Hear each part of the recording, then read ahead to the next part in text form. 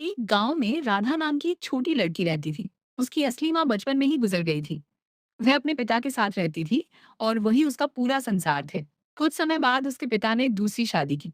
राधा को लगा कि उसकी नई माँ उसे कभी प्यार नहीं करेगी। शुरू शुरू में राधा अपनी सौतेली माँ से दूर रहती थी। मैं उनसे ज्यादा बात नहीं करती और अपने काम खुद ही करती थी। लेकिन उसकी नई माँ चुपचाप उसका ध्यान रखती थी, समय पर खाना देती, स्कूल के लिए तैयार करती और उसके साथ बैठकर पढ़ाई में मदद करती।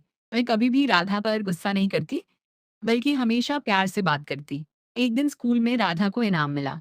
वह बहुत खुश थी, लेकिन उसे समझ नहीं आ रहा था कि अपनी खुशी किससे बांटे। जैसे ही वह घर पहुंची, उसकी माँ ने उसे गले लगाया और बोली, मुझे तुम पर गर्व है। उन्होंने उसके लिए उसकी पसंद का खाना भी बनाया। उस दिन पहली बार राधा के दिल में उनके लिए अपनापन महसूस हुआ। धीरे धीरे समय बीतता गया। राधा अब अपनी माँ के साथ हंसने बोलने लगी थी। वह हर छोटी बड़ी बात उनसे साझा करती थी। उसकी माँ भी उसे अपनी बेटी की तरह प्यार करती थी। कुछ सालों बाद राधा बड़ी हो गई और उसकी शादी तय हो गई।